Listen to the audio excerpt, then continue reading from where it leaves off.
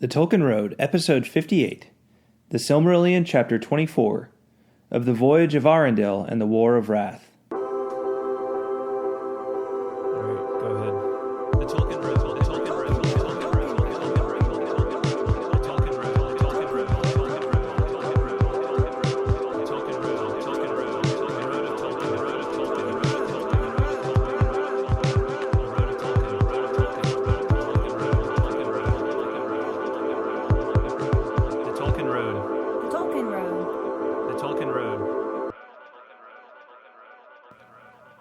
Hey there, fellow travelers. Welcome to the Tolkien Road, a long walk through the works and philosophy of J.R.R. Tolkien. On this episode, we discuss the final chapter of the Silmarillion, Chapter 24, of the Voyage of Eärendil and the War of Wrath. The first age ends here, and as you might expect, it's a very eventful chapter, complete with the downfall of Morgoth, the doom of Fëanor's sons, and the fate of the Silmarils. There's a whole lot to talk about. By the way, that's right, you should leave the Tolkien Road a rating and feedback on iTunes. It's easy to do, only takes a moment, and would put a big smile on our faces. Thanks for listening, and enjoy the show. Hello everyone, welcome to the Tolkien Road. It's John. And Greta. What's shaking? Not much. Shaking with you. Not much. So, how does it feel to have now read the entire Silmarillion? You know, it feels pretty great. Yeah, good. Yeah, I feel like I got bragging rights. Yeah. Mm-hmm. You've earned your official nerd badge, I think. That's right. Total nerd badge. Mm-hmm. Pocket protector and pin and high-waisted pants. Yeah. Yeah. Right on. Set. Right on. Yeah. It's exciting stuff. No, it's quite an achievement. I mean, the Silmarillion is it's not an easy read. You know? No, it's not. But it's worth it. You know? It's totally worth it, but I can tell you that I never would have done it if I didn't know that I would sound like a fool on the podcast if I didn't get my reading done every week. Yeah. Are you glad you did it now? Totally. Yeah? Yeah, totally. Yeah. Good. You're right. It was definitely worth it, but I know I just wouldn't have had the determination or, really even the will to just get through it. It really takes determination. I mean, like, it's not the kind of thing that, you just sit down and it's like, I mean, because I try, when I first finished Lord of the Rings, 15 years ago or something like that, I was like looking for some more Tolkien to read, and I was like, all right, well, I'll try the Silmarillion now. And I sat down and I tried, and man, I didn't get very far, Yeah, I feel like you almost, you just have to, I mean, for me personally, I had to have the motivation of knowing that I was going to be discussing it. Well, it also helps to discuss it, too. It does help to discuss it, absolutely. It helps, it definitely helps to process it.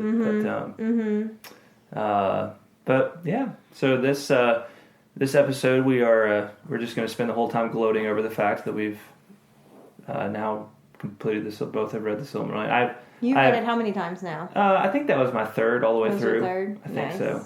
Nice. Maybe fourth. Whoa. Maybe fourth. I lost track. But in case there's any question about who the real nerd is between the two of us, I think you just proved that it's definitely you. Well, I would be a nerd if I wasn't so cool.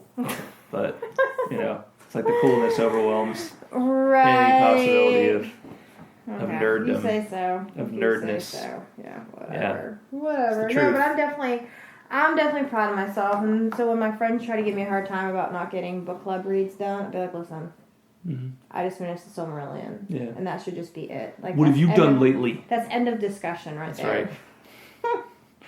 No, I didn't read the little 100-page short story because guess what? I read the Silmarillion. Now, to be sure, there's still a little bit. I know. It was a little really? Did I just finish it? Because there's so many pages left. You just finished the Silmarillion, right? The actual Silmarillion, the Quintus Silmarillion. Now, we'll come back to Akalabaith. I think we'll probably do a little bit of Lord of the Rings before we come to Akalabaith. But, okay. And then there's of the Rings of Power in the Third Age, which is basically like the Lord of the Rings told in 30 pages. Okay. But those aren't technically part of the Silmarillion. No. They're Akalabaith is all about the Second Age, so it's like what happens immediately after the end of the Silmarillion. Yeah. Okay. but it's not technically a part of the Silmarillion. Got it. Okay. Because as you know, having completed the Silmarillion, the Silmarils are no more in play, no longer in play. No longer in play. All right. Well, right before we get rolling, so I wanted to one new thing I'm going to start doing. So I've started writing back on the blog a little more, back on True Myths, instead of just posting podcasts all the time. Trying to just start posting some writings out there, a little bit more. Yeah. So I wrote my latest one is called. It's a continuation in this series I've been doing on Tolkien's faith. So it's called Concerning Tolkien's Faith, Part 5, The Mystery of Evil. And it's all about at the beginning of chapter 11 of the Silmarillion. You might recall this when Manwë and when all the Valar are like standing around, just kind of like what just happened, with the Noldor are now gone, and they've just the Kinslaying has happened, and the two trees are destroyed, and the like Fëanor just stormed off, and everything's in ruin, and Manwë has this kind of epiphany where he's like, greater, even though all this evil happened, greater beauty shall come as a result of it, right? And of course, Maedhros says yes, but evil basically says yes, but evil is still evil, right? Right. And so this little article is all about the tension therein, the tension between their two perspectives, and also what that how Tolkien seems to draw so much of that from Christianity, from his Catholic faith. And so anyway, go over to truemyths.org, check out the article, and let me know what you think. It features a really cool painting by a deviant artist named Benef, Benef, and it has really not much to do with the article. I just thought it was a really cool painting. It's called Haven of the Eldar. Here, I'll go ahead and show it to you. Yeah, I want to see it. Yeah, let's see. Haven of the Eldar? Yeah, Haven of the Eldar. Right, it's like, ooh. Yeah, so if for no other reason, go and check out that painting because it's really cool. Good. Wow. I think it's supposed to be Tol Eressëa, which is the lonely island. The lonely isle. Yeah. It's beautiful. Yeah. Wow. Man, there's so many good art. Like, if you ever get a chance, I have no visual art skills in my body, but just go over to truemyths.org because I've posted a lot of really good, like everything I post over there, I try to put something, some kind of interesting painting in there. And there's just a lot of really good stuff out there. So go check some of it out, and let the people who made them, because I always link back to the people who made them and let them know what you think of their work. It's always good to hear from people. Speaking of which, hey, we're about to finish the Silmarillion, so that would be a great time to go and comment and tell everybody how awesome we are for having done a discussion of the Silmarillion. Yeah, totally. Go to iTunes and leave us a rating. That's the big thing, because those iTunes ratings help us. That helps people kind of that causes that does some kind of programmatic thing to make the rest iTunes kind of make a bigger deal about us. So anyway, we'd appreciate it if you give us ratings, but it's just also good to hear feedback from people. We hear from some regulars a whole lot, and it's always great hearing from them, but we know there's a lot more of you out there. I see the statistics on how many people are downloading the thing, and so we're doing this just as much for y'all as we are for, just for the fun of it. Like when we want to hear from everybody. That's what I'm saying. We want to hear from folks. We want to know who you are. That's what I was just going to say. I was going to say we want to know who you are. Yeah. Don't be faceless. Not like in a creepy way, you don't have to tell us everything about yourselves, but like in a creepy way. No, absolutely not. But it would be nice. Just say hey, just stop by and say neighborly hi, or just give us a little virtual high five or something like that, Yeah. Yeah. That would be awesome. Yeah. Right on. Yeah. Okay. Okay. What normally comes next, Greta? Oh yeah, that's right. Awesome music. Yeah. Yeah, that makes me want to get my groove on. Like every time I hear it, that bass line, so sweet.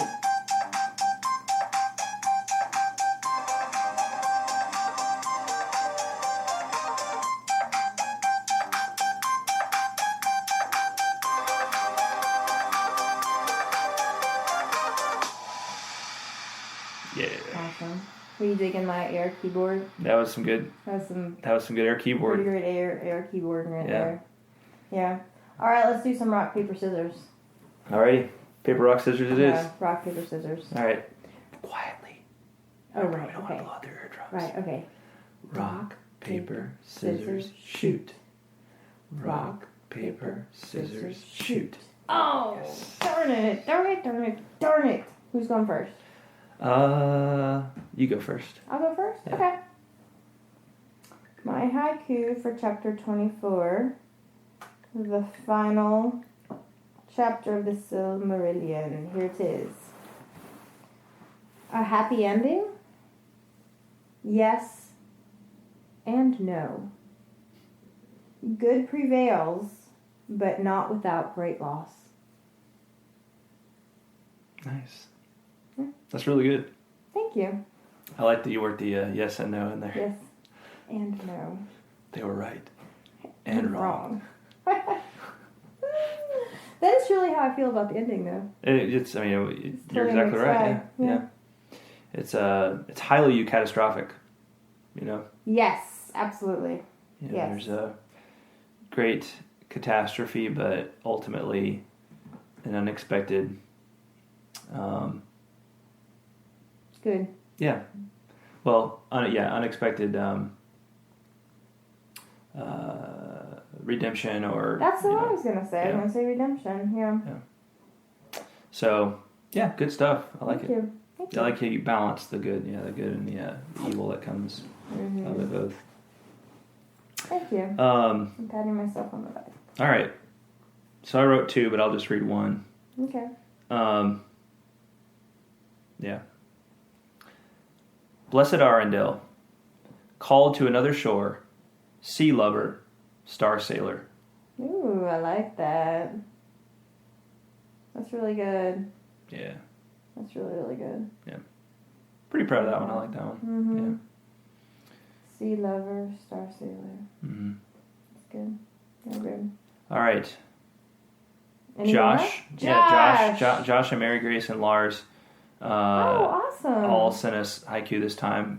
Each of them sent us more than one, but I'm just going to read one of each. Okay. So I'll read first one of Josh's. All right. Yep. Darkness in 0, light in 3, but hidden well. The next age begins.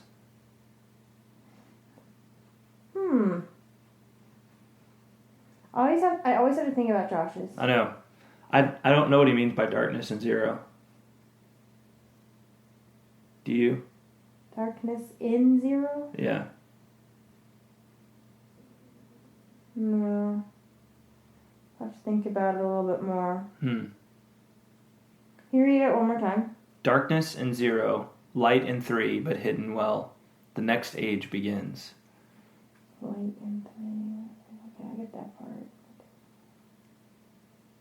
Darkness in 0. I don't know. Maybe as we discuss the chapter, we'll figure it out. I bet Lars will know. Remember, Lars was the one who knew last time. Right. Lars explained his last one. Is Josh like what is he majoring in college? Is he like an English? I don't know. Literature guy? I do not know. Josh probably wants to know what you're majoring in. I do. I know what you're majoring in because your IQs are always very deep and very good. Yeah. So I'm assuming you're some kind of English.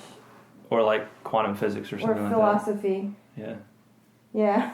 Quantum physics. Quantum philosophy. It's beautiful. It's absolutely beautiful. Yeah. Good job, Josh. Thank you. Nice. Nicely done. All right. Mary Grace sent 3, overachieving as always. Mm-hmm. Dang, I think she's even on spring break this week. I know. That's probably, That's probably why we have 3. Is because she had little bit of extra time. Yeah. That's awesome. All right. Here we go. So she asked me to read this one if I can only read one. Okay. Into timeless void, Morgoth's wicked, evil ways have brought this end. I messed it up. All right, let's try that again. Come on, Johnny. Into timeless void, Morgoth's wicked, evil ways have brought his end. I like it. Yes. I like it. Right on. Good job. All right. Thanks, Mary Grace. And then, well done, Mary Grace. And then Lars. He sent 2, so I'll read the one that he asked me to read. Okay. Bright star glistering, Vingelot the foam flower, soaring the heavens. That's beautiful. I love it. Even as I read that, though, well done, Lars. Even as I read it, though, I realized that I don't know how to pronounce the name of the ship. I don't know if it's a hard G or a soft G. Oh. Well, you sounded like you knew how you were pronouncing it. Just got to play it. So see, you should have just not said anything. Yeah. And I would never have known. But that's the thing with Tolkien, is there's always people out there who know better, Well, sure. Especially when it comes to the language, because I'm bad at the language, Well, let's see if there's you still read it. back. It flowed very nicely. Good. It's good to hear. Yeah. G always has the sound of English in get. Thus, Eärendil are not pronounced like English region, and the first syllable of Genglith is as in English begin, not as in gin. Consonants written twice. All right, so there you go. Vingelot. Vingelot. Let me read it again with the right pronunciation. Yeah, do it. Bright star glistering, Vingelot the foam flower, soaring the heavens. Really good. Even better when I pronounce it right. Mm-hmm. Yeah. Awesome. I did not know that glistering was a word. I thought it was like maybe a combination of glimmering and blistering. Yeah, but that'd be weird. That'd be kind of weird. And so it's a word? But it is a word. I looked it up, and it's just a variant of glittering. Oh, glittering. Yeah. That makes more sense than mine.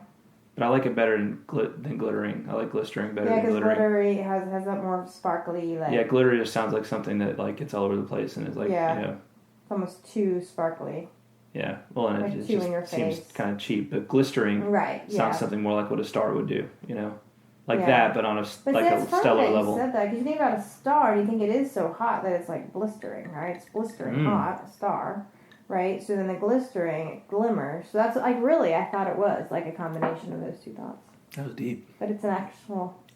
No, really, that's good. I like that. Oh, thanks. Because when you said it, those are the two words that popped into my head, were glimmering and blistering. I was like, oh, he just combined them. Genius. Right.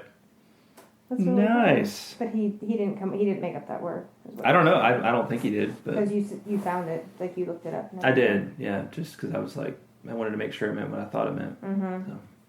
Well done, everybody. Yeah. Thank you. Give yourselves all high fives. And here are air fives from us, too. Yeah. All right. Awesome sauce. Yeah. Okay. So let's talk about chapter 24. Yeah, let's do it. All right. Stop beating around the bush. Mm-hmm. Mm-hmm. Okay, so chapter 24 of the Voyage of Eärendil and the War of Wrath. So we start off really where the last chapter left off, which is down near the havens of Sirion. As you'll recall, Gondolin and Doriath and Nargothrond have all now fallen. Right. And so really most of Beleriand is overrun by the forces of Morgoth at this point. And there's just kind of this little remnant down near the sea. Right. Right? Right. And Eärendil is the son of Tuor and Idril, who went to sea and have not been heard from since. Right?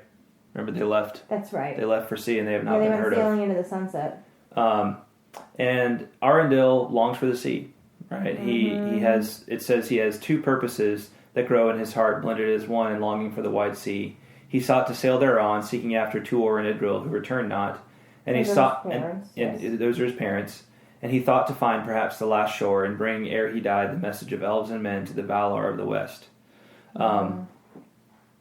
So he wants to go find his mom and dad, but he also wants to bring the message to the Valar. He wants to find the way back. Right. His wife is Elwing. So here's the interesting thing. I don't know if you put this together, two and two together, but Eärendil and Elwing are both half-elven, right? Right, yes. So Eärendil is descendant from an elven mother, Idril. His father was a man, Tuor. And then on Elwing's side, she's actually the granddaughter of Baron and Luthien. Right. Right? So Yeah, and in fact, Elwing actually has not just Elvish and man in her, but she has Valar. Ainur. Or Maedhros. Yeah, right, because of Maglor. She has Ainur, right. So, so interesting to think about. They're both half Elven, and they're kind of the hero and the heroine of this chapter. Also, Elwing is in possession of a Silmaril, the Silmaril, Baron's, or you could say Luthien Silmaril, right? Yes. So those are all kind of important things to set out and to understand from the beginning.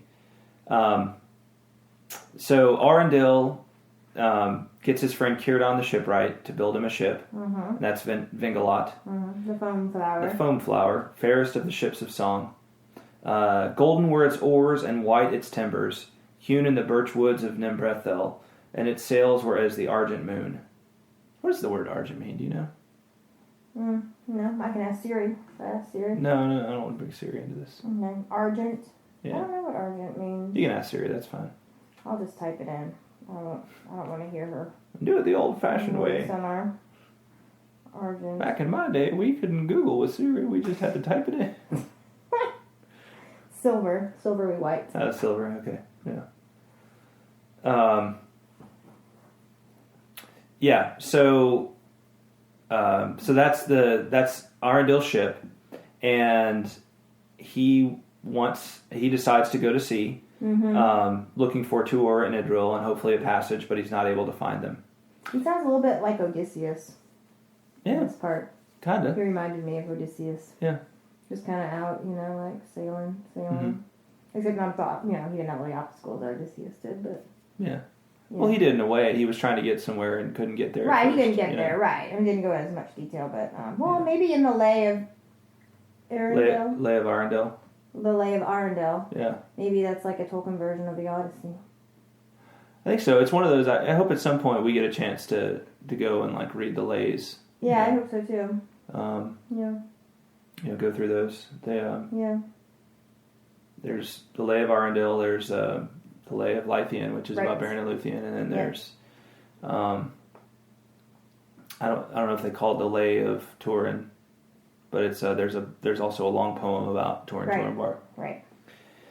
All right. So, but even as he's out at sea, there's a kind of a fear falls upon him, some kind of dread, and he feels like something's probably going wrong, which not too surprising because things aren't good anyway, right? So he feels like he's got to get back, but before he can get back, the Oath of Fëanor has driven the remaining sons of Fëanor to go and attack the remnant, the people, and try to reclaim the Silmaril. They start out being kind of nice about it, and they're like, hey, sorry about all that stuff we did to you before. Maybe we can be friends, and hey, maybe y'all could kind of give us the Silmaril. Right, yeah. And no. Elwing is like, I'm definitely not doing it while my husband's gone. Yeah. It says, Elwing and the people of Sirion would not yield the jewel which Beren had won and Luthien had worn, and for which Dior the Fair was slain. And least of all while Eärendil their lord was on the sea, for it seemed to them that in the Silmaril lay the healing and blessing that had come upon their houses and their ships. And of course that leads to the Third Kinslaying. Right. Yeah. And the murder of elf by elf. So, things are not really getting any better at this point. They just, if Morgoth's not killing them, the elves are killing each other. Yeah. Kind of mind-boggling. It's pretty ugly. Yeah. Yeah. So, so that's where we are, but Maedhros and Maglor, who are the only two of the sons of Fëanor that survive all of this, they're not able to reclaim the Silmaril. And do you remember why that is? Yeah, because Elwing threw herself into the sea. Wearing the Silmaril. That's right. Yep. Elwing throws herself into the sea. She'd rather die and have the Silmaril perish than have it fall into the hands of Maedhros and Maglor. Right.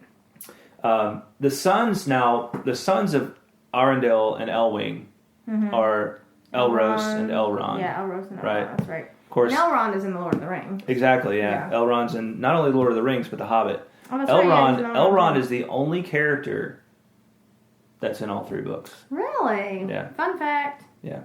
That's cool. Even though Galadriel makes an appearance in the Hobbit movies, she's not actually in the book. The Hobbit. She's in the Lord of the Rings, though. Yes, she is. Yes, most definitely in Lord of the Rings. Now, you could make an argument that Gandalf is under a different name. Well, and I should also say that Sauron is also in all 3. That's true. Although very vaguely in the Hobbit, but and then Gandalf is very vaguely I don't even know he's technically. I don't think he's even technically in the Silmarillion. I think he's in Valaquenta, which is not actually the Silmarillion. But if you just want to say he's in the book, then yeah. But if you take the Silmarillion and the Hobbit and the Lord of the Rings is kind of the 3 major works themselves, I think Elrond is the only one who is like in the properly in all 3 gotcha. is a character in the forefront, Yeah. So. But yeah, that's Elrond we're talking about. And they're taken captive by Maglor and Maedhros. Right. And so, but that's not the end of Elwing, right? No. She is born up on the waves. Mm-hmm. She's looked after, is it by Olmo? Mm-hmm. Yep. Yeah. And he gives her the likeness of a great white bird, and upon her breast there shone as a star of the Silmaril.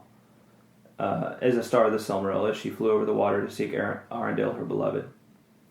Now I thought this was a cool little bit. On a time of night, Eärendil at the helm of his ship saw her come towards him, as a white cloud exceeding swift beneath the moon, as a star over the sea moving in strange course, a pale flame on wings of storm.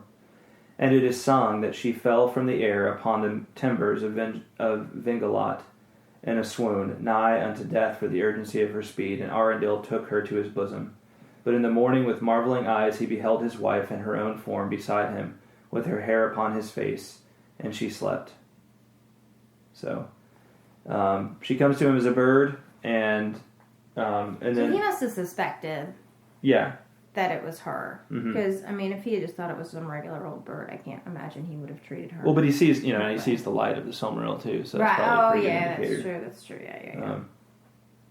Now, Elrond and Elros are okay because Maglor takes pity upon them. You get the sense that Maglor might be the only of Fëanor's sons who actually has a little bit of... I think there's some redeemable qualities about Maedhros. Yeah. But Maglor, you get the sense that he's the only one that may have some semblance of pity within himself. Yes. Yeah. Some semblance of like empathy. Right. Yeah, I agree with that.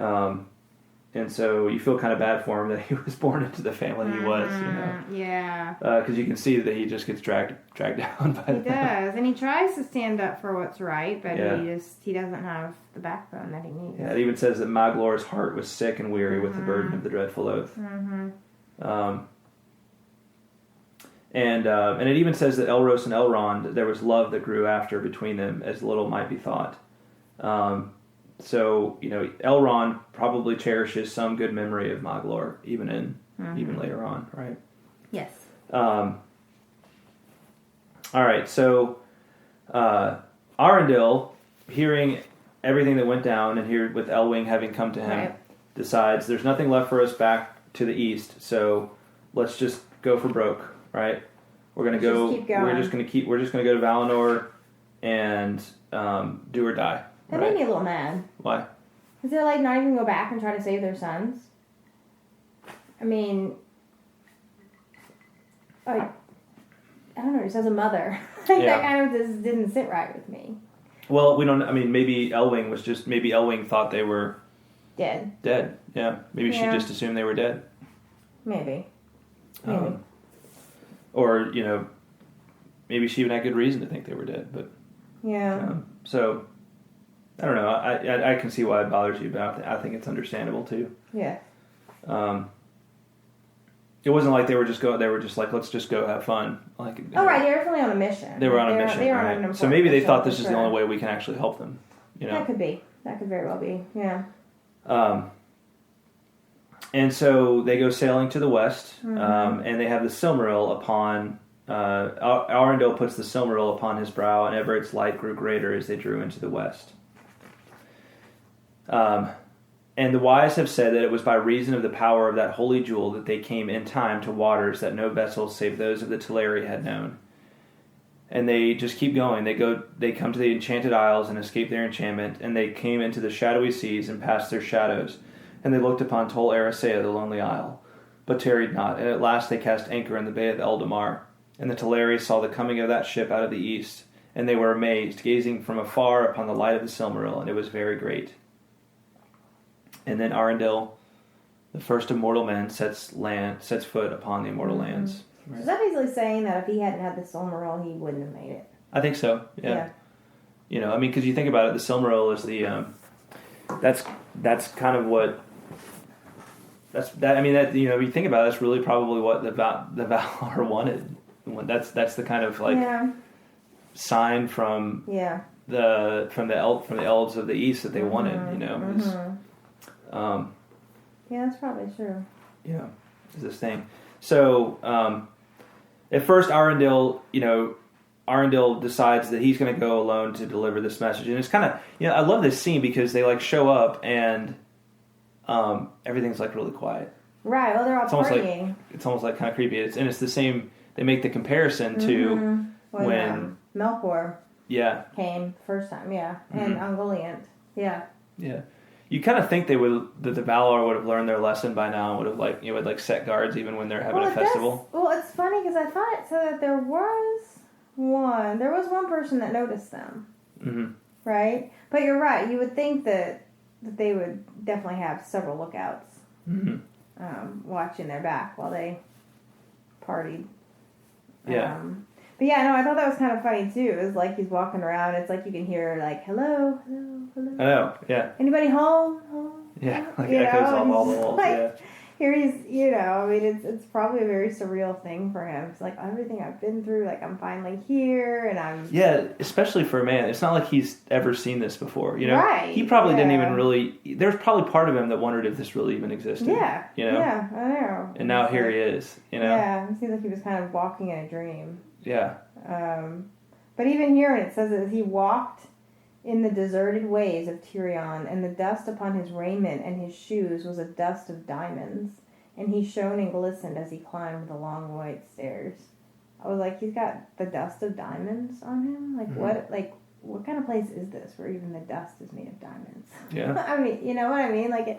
It was probably just a really surreal. He was pinching himself probably every 2 seconds. Am I still breathing? Am I still alive? Also terrifying, right? Because Absolutely. he doesn't know. Yeah, he doesn't know how he's going to be received. Yeah. Yeah. He's a mortal man. He's only heard bits and pieces of legends, about these places. Mm-hmm. And yeah, so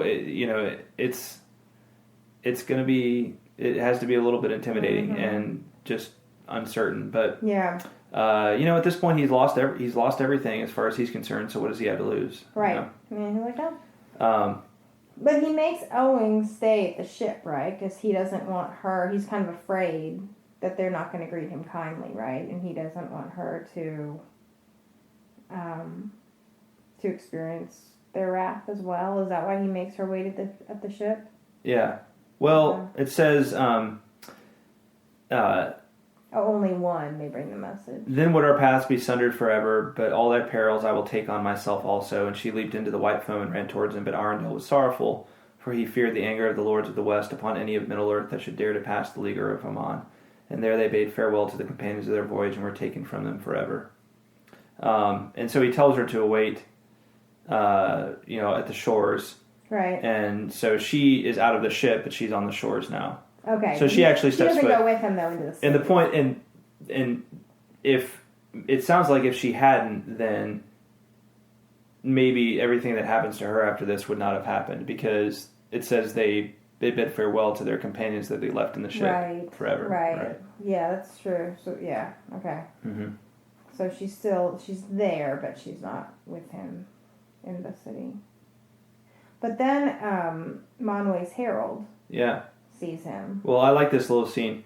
He walked in the deserted ways of Tirion, and he called aloud in many tongues, both of elves and men, but there were none to answer him.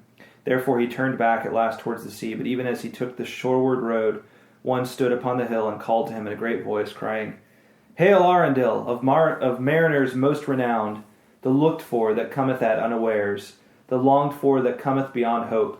Hail, Eärendil, bearer of light before the sun and moon, splendor of the children of earth, star in the darkness, jewel in the sunset, radiant in the morning. Yeah, and so that's a pretty good greeting. Yeah. I'm sure he was probably a little relieved. Yeah.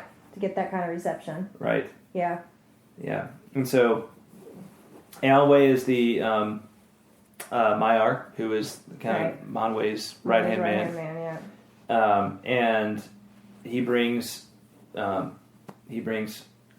before the Valar, and they summon Ulmo, which is probably good to have Ulmo there because he's the one that's really been keeping an eye on everything. Right. And Eärendil's request for pardon upon the Noldor and pity for their great sorrows and for the mercy upon men and elves is granted.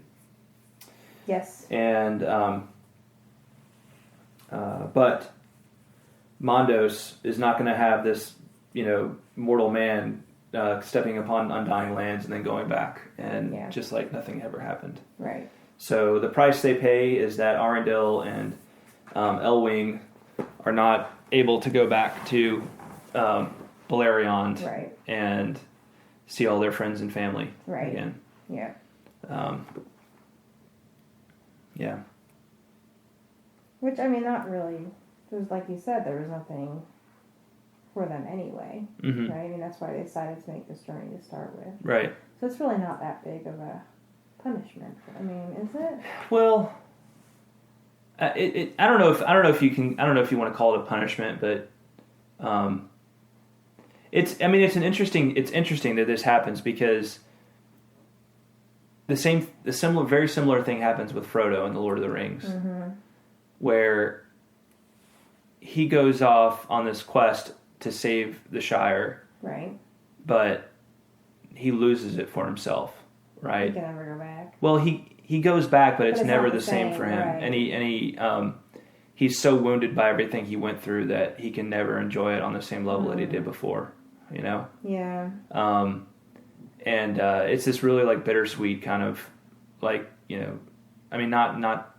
it's like bittersweet taken to like a high, very high emotion. Like I don't know how else to describe it, but it's like, Eärendil and Elwing won't see their sons anymore, and all of their friends and family, because they had to save them, right? Mm-hmm. So it's like it's not like they pass. It's not like they're just they're completely lost and they pass into nothingness, but they're elevated to a higher existence, right.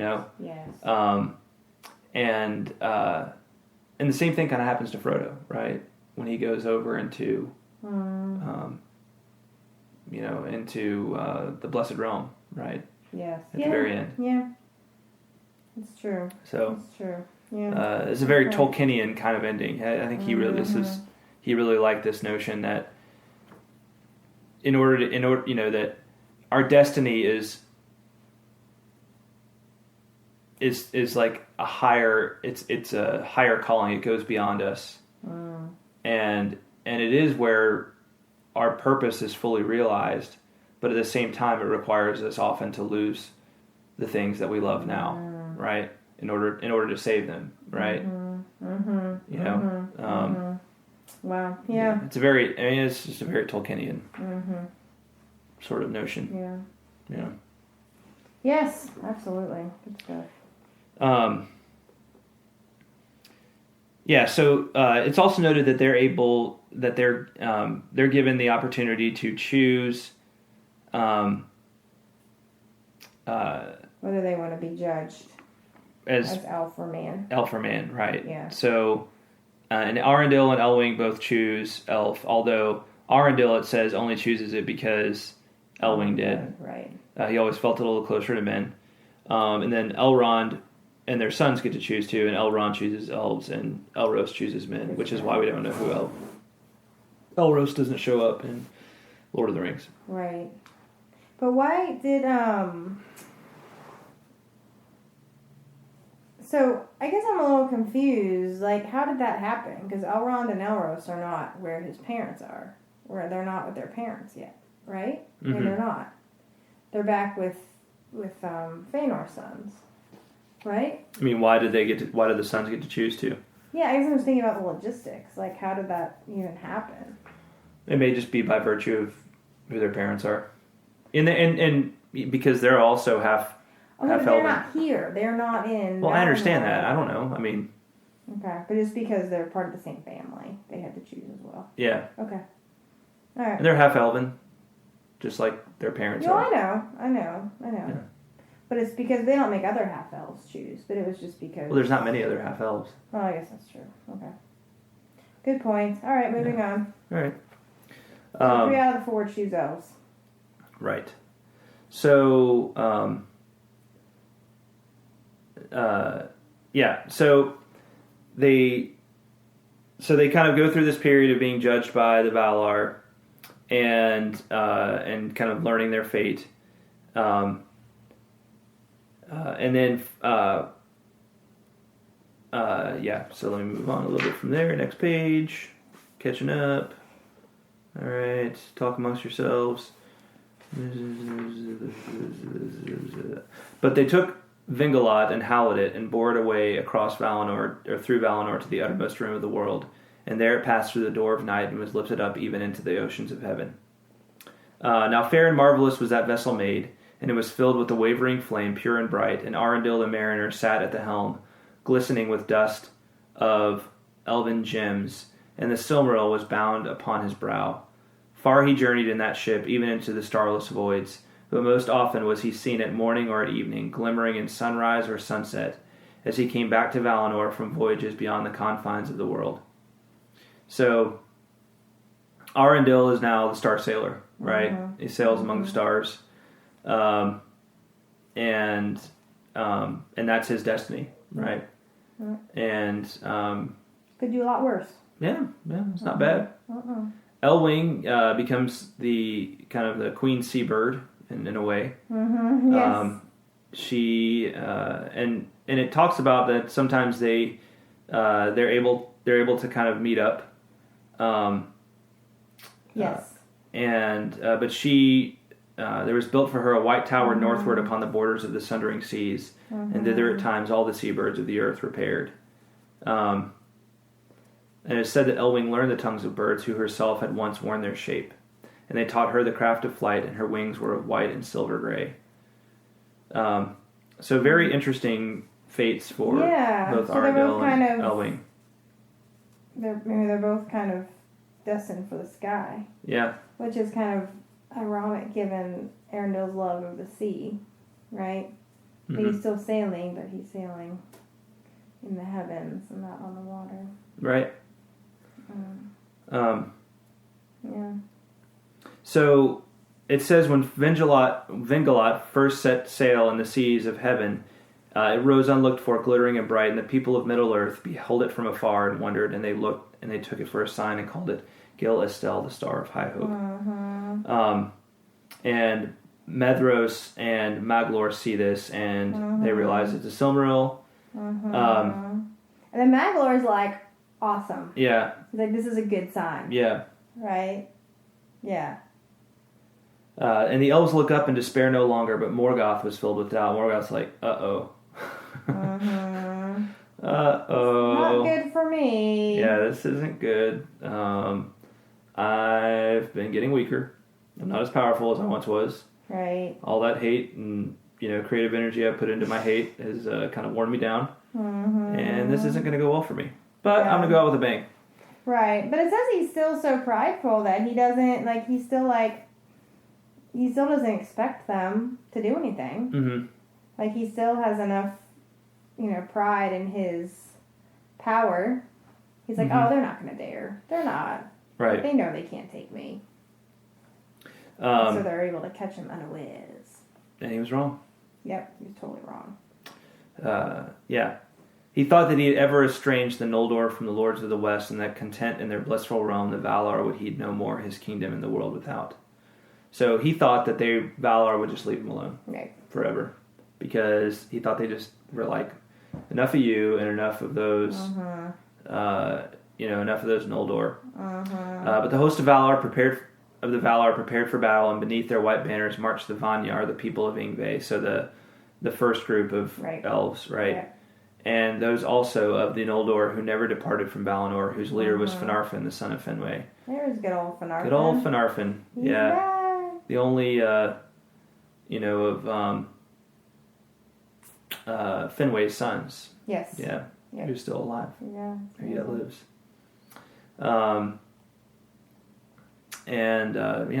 He's been Finarfin the whole time. Right. I mean, when you Finarf all the time, years totally, and years are added to your... Totally Finarfin back in Valinor. Finarfin is good for the soul. It is good for the soul. And for the heart. That's right. Yeah. That needs to be a t-shirt. Finarfin is good for the soul.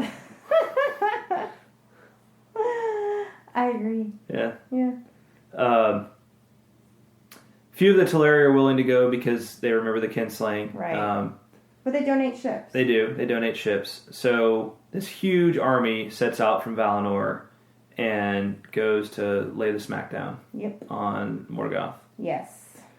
And a smackdown it is. Yeah. For among them went none of those elves who had dwelt and suffered in the Hitherlands, and who made the histories of those days that are still known. And tidings of these things that they only learned long afterwards from their kinsfolk in Aman.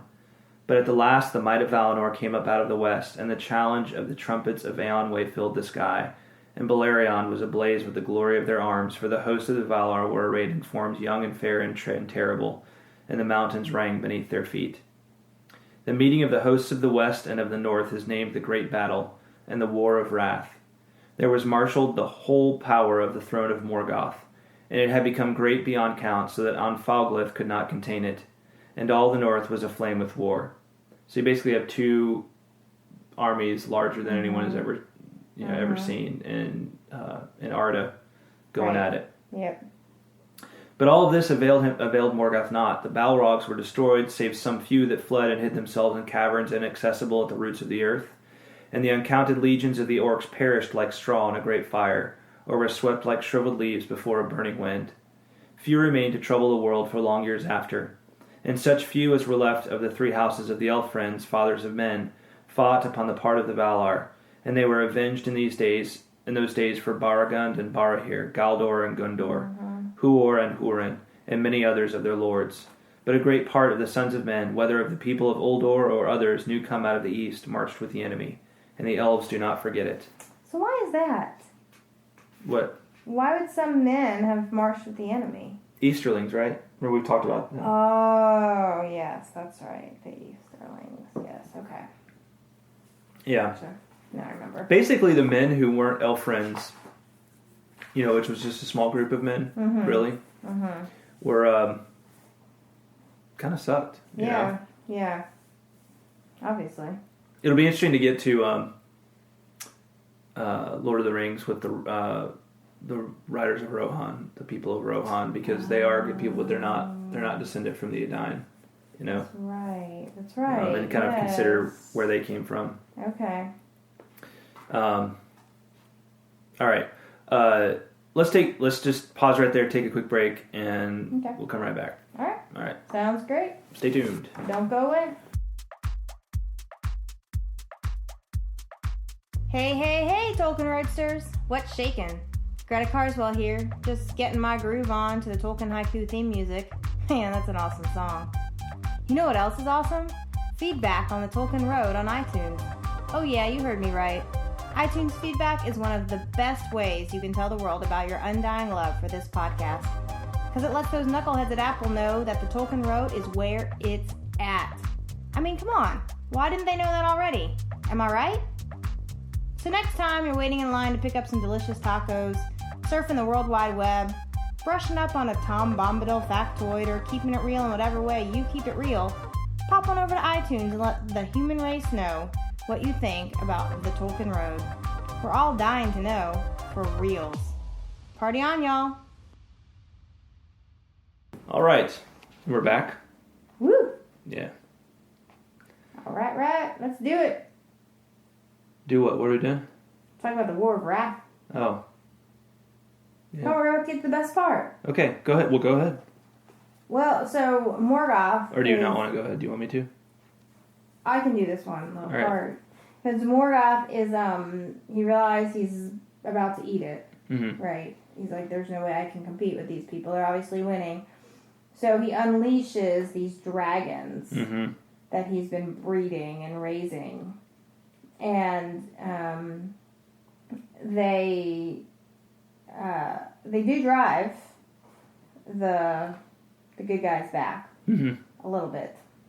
But Eärendil slays, how do we say it? Oncalagon? The Black? Yeah, Oncalagon. Oncalagon the Black, the mightiest of the dragon hosts, and casts him from the sky. And he fell upon the towers of Thungaradrim, and they were broken in his ruin. Yep. Yeah, so, great little image there. Eärendil slaying the mightiest of the dragons. Yep. And then the sun rose, and the host of the Valar prevailed, and well nigh all the dragons were destroyed, and all the pits of Morgoth were broken and unroofed, and the might of the Valar descended into the deeps of the earth. Yep. And all of these prisoners come out of the dungeons of Angband. These are people that Morgoth had imprisoned, right? Mm-hmm. Yeah. There Morgoth stood at last at bay, and yet unvaliant. He fled into the deepest of his mind. So Morgoth's last stand, and you'd think that old prideful Morgoth would be there and be like, "Come and get me," and just go down. Yeah, you think so. In a blaze of glory. But no. It says he fled into the deepest of his minds and sued for peace and pardon. And this is brutal, but his feet were hewn from under him, and he was hurled upon his face. That's oof. That's not a pretty mental image. Yeah, I mean, his feet were hewed from under him. Yeah. Ouch. Yeah, gosh. Well, he did hang one of their best friends from a cliff, so. Well, he did a lot of things. I know. So this doesn't seem like they could have done a lot worse. Probably. Yeah. And he was bound with a chain on Fëanor, which he had worn aforetime. That must have been the chain that he wore, all ages ago when he was bound. Yeah. And his iron crown they beat into a collar for his neck, and his head was bowed upon his knees. And the 2 Silmarils which remained to Morgoth were taken from his crown, and they shone unsullied beneath the sky. And Eärendil took them and guarded them. So now they've recovered the 2 other Silmarils. Mm-hmm. And they've chained up Morgoth. That's right. So that's pretty awesome. Except Balerion is ruined. Mm-hmm. It's completely destroyed. Yeah. So, like I was saying, the deep prisons, a multitude of slaves came forth beyond all hope into the light of day, and they looked upon a world that was changed. For so great was the fury of those adversaries that the northern regions of the western world were rent asunder, and the sea roared in through many chasms, and there was confusion and great noise, and rivers perished or found new paths, and the valleys were upheaved, and the hills trod down, and Sirion was no more. And that's why, if you've ever tried to look at a map and figure out where all the stuff that's happening in the Hobbit map or the Lord of the Rings map, and figure out where all of the stuff that's happening in the Silmarillion is happening, or if you look at the map of Balerion in here and you're trying to figure out where it is in comparison to everything in the Lord of the Rings, that's why it's so confusing and hard to figure out. Because this area that you see in the Silmarillion, Balerion, does not exist anymore. Right, because it's underwater in the War of Wrath, yes. Exactly. Good to know. So that was a lot of fighting. Pretty serious fighting. Yeah. At least the good guys won. I guess you could say things were getting pretty serious. Yeah. It's an understatement. Yeah. The good guys win. Eärendil summons the elves of Balerion to depart from Middle-earth, but Maedhros and Maglor would not hearken, and they prepared, though now with weariness and loathing, to attempt in despair the fulfillment of their oath. So they decide they're going to go trying to get the last 2 Silmarils. So they're like, there's 2 of us left, and there's 2 Silmarils left, so this must be... This is a sign. This is a sign to us that we each need to go get a Silmaril. Yeah. Bad idea.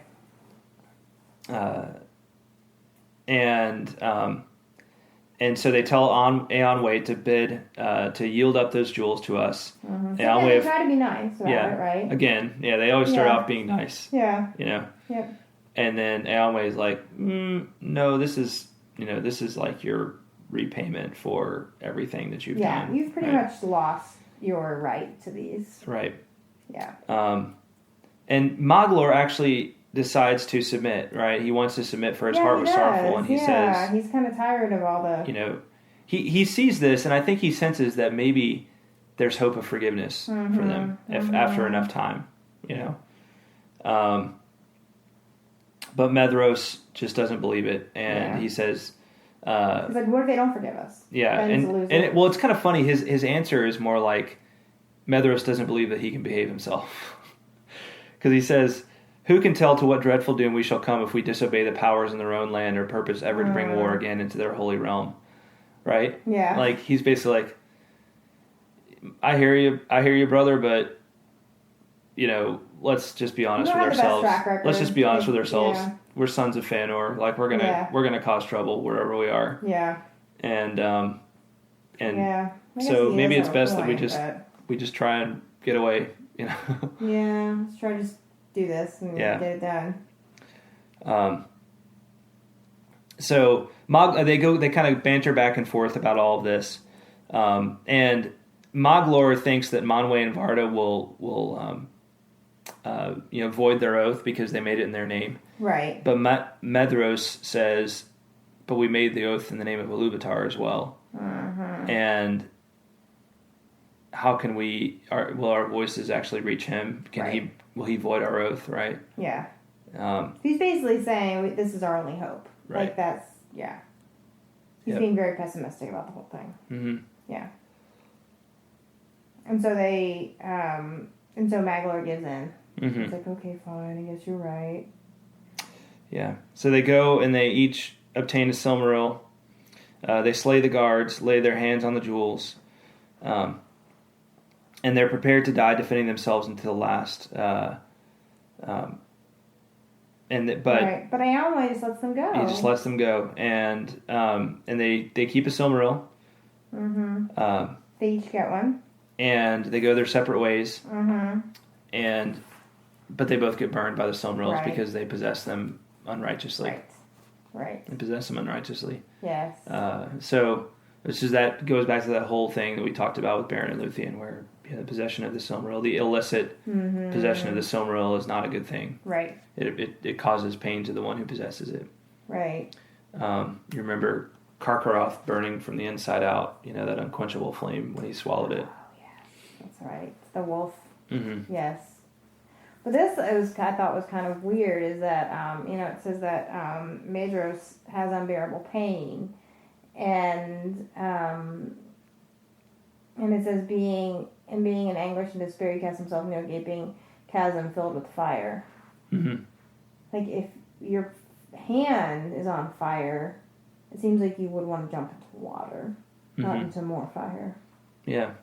But I guess there wasn't any water nearby. There wasn't any water, so he just figured, let's just get it over with. He just wanted to end it, yeah. Just end it.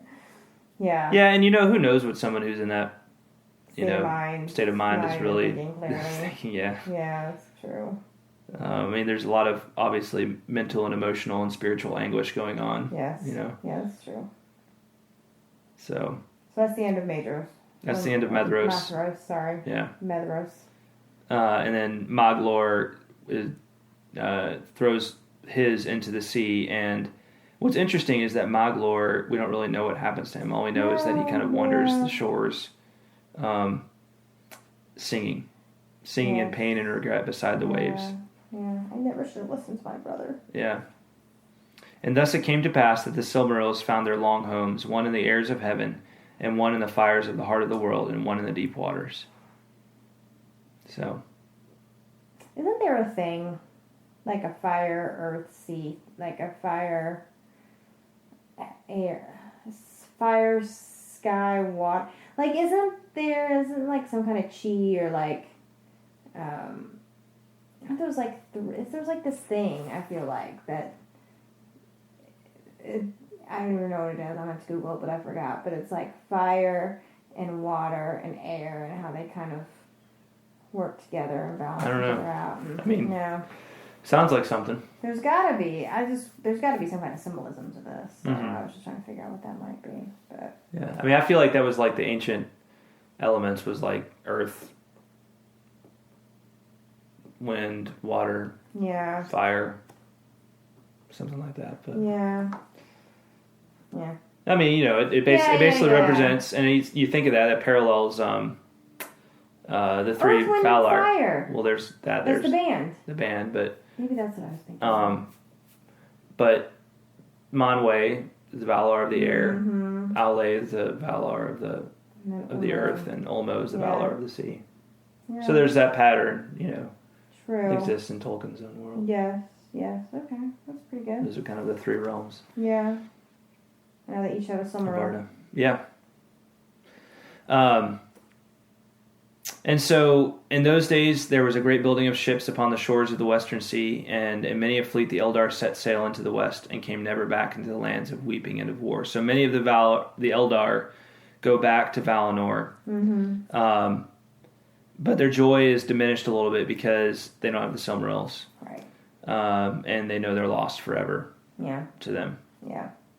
Unless the world be broken and remade. Yeah. And they dwell. That's a high price to pay to get the Silmarils back. Yeah. And they dwell upon Tol Eressëa, the lonely isle that looks both west and east.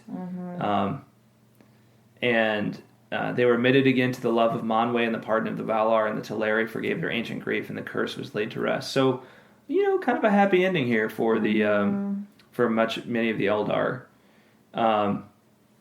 But not all of them were willing to leave, and among those who stayed behind were Círdan, Celeborn, Galadriel, and Gil-galad and Elrond. Right. So they all stayed in Middle Earth. Right. Yeah. As did Elros, but he's a man. He chose to become to share his fate with men. Right.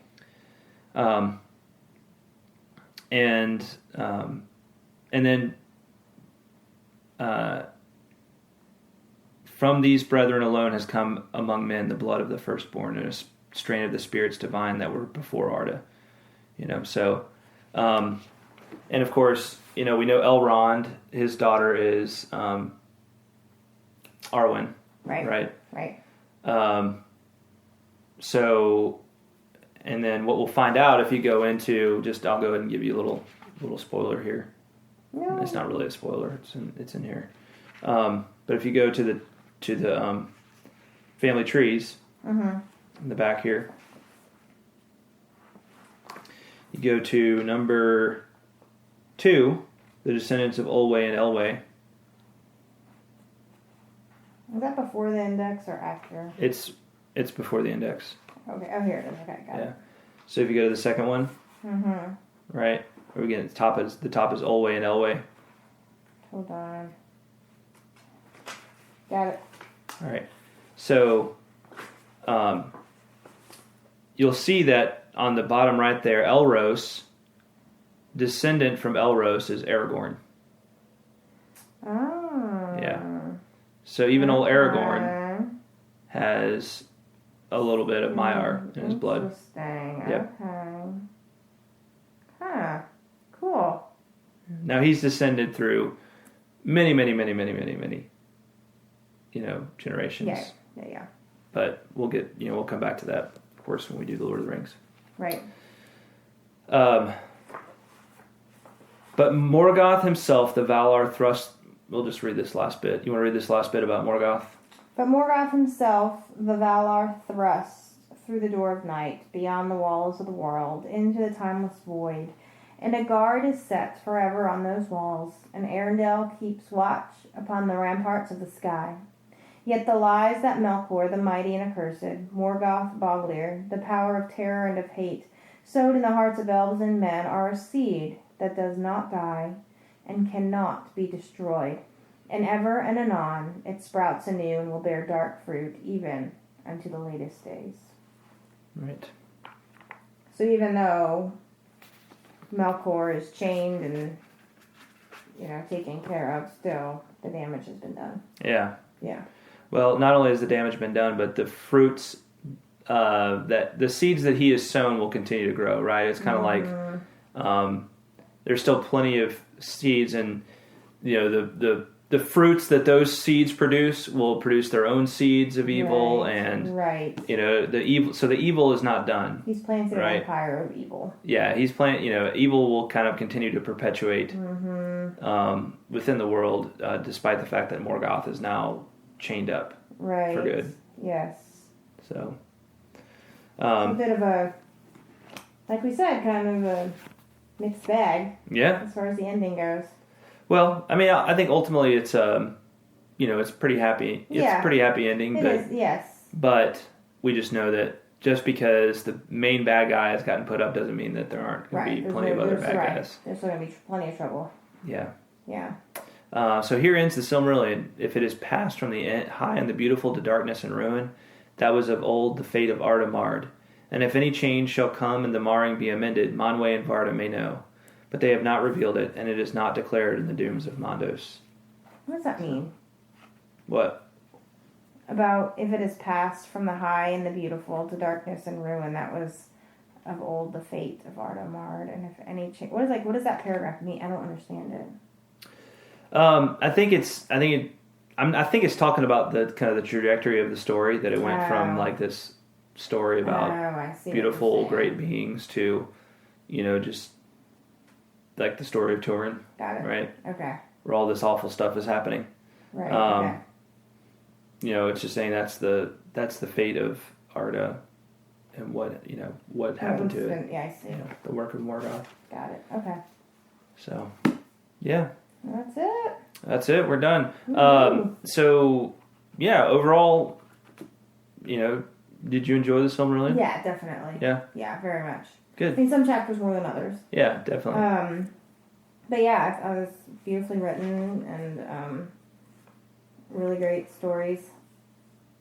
I'm excited to read The Lord of the Rings again. With this now, knowing everything that's in here. Mm-hmm. I think it'll really help me appreciate a lot more. Right. That story as well. So. Yeah, it certainly enriches it, because there's so many references to the Silmarillion within it. Silmarillion, right? Which I totally went over my head the first time I read it. Well, most people, the Silmarillion was not published for 20-something years. Right. When the Lord, 20-something years went by before the Silmarillion of the Lord of the Rings went by before the Silmarillion was published. A lot of people read the Lord of the Rings. People would read it, not know what all the references were to. Right. Who Gil-galad was. They didn't have much sense of the background of Galadriel and Elrond. Mm-hmm. But now you do. Yeah. Going into it. Yeah. It'll be good. Yeah, and it feels like there's so many. There's just a lot of. Like there's a lot of aspects of these different stories that still could have been told more. It seems like it's really kind of a shame in my mind that Tolkien wasn't able to work on, to turn this into probably what he wanted to turn it into in his lifetime. Yeah. I could see him turning this into a 10-volume work or something like that. That's probably what he really had in mind. Yeah, probably. Yeah. But this is still, it's beautiful. It is. It is. Yeah. Good stuff. Absolutely. I appreciate you leading me through it. Because like I said, I really don't think I would have made it otherwise. All right. Well, next time, so I think what we'll do next week, we're going to do kind of a victory lap. Okay. So what we're going to do is we're just going to talk, we're going to do like a 30-minute overview of the Silmarillion. Okay. And from start to finish. Ooh. And just kind of... That's going to be like the best 30 seconds in football that... 30 minutes, not 30 I know, seconds. but you know how Chris What's-His-Face does that on ESPN, where he goes through all the best plays.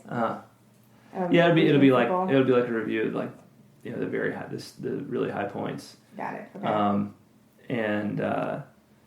And then I think we'll spend, after we're done with that, we'll spend some time talking about where we're going to go from there. Oh, okay. But, we'll just kind of chat about it a little bit. But yeah, it won't be long until we get back to the Lord of the Rings. Okay. And I want to start doing some more interviews soon. Yeah, totally. And that sort of thing. And we got to figure out where we're going to Calabaith and then of the Rings of Power in the Third Age. But right. But we got a lot of Lord of the Rings to read, that's for sure. Mm-hmm. 50-some chapters. Yeah, that'll take us a while. Yeah. Mm-hmm. Yeah. Did we finish The Hobbit, or we just do a few chapters in that? We haven't done any of The Hobbit. We haven't? No. I think I'm going to save The Hobbit till the very end. Are you sure? Yeah. We started Lord of the Rings. Yeah, we did. We did the first. Oh, okay. The first book of the Lord of the Rings. Oh, we did the whole first book. Not like you remember. There's 6 books. Oh, right. So we did like the. Oh, yes. Okay. So we did half of Got it. Fellowship. Got it. Okay. Yeah. Now I remember. Thank you for reminding me. Yes. Yes. Okay. Good. All right. That sounds great. Yeah, sounds like a good plan. All right. Party on. All right. Party on. Thanks for listening, everybody. Yes. Thank y'all. All right. Until next time, party on. Party on. All right. I'll catch you later. Bye, guys.